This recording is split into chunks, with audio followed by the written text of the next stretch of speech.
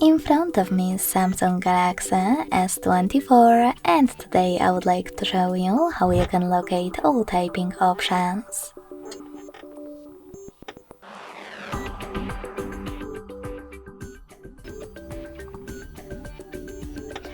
Begin by opening Settings and scrolling all the way down. Then tap on General Management. Select Samsung Keyboard Settings. And as you can see, some smart typing options are over here. To manage them, click on the chosen one and adjust it.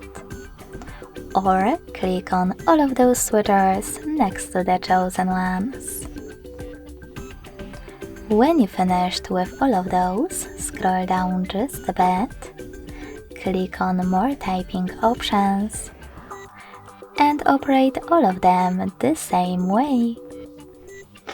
Thanks so much for watching. If you enjoyed this video, don't forget to leave a like, comment, and subscribe. Bye!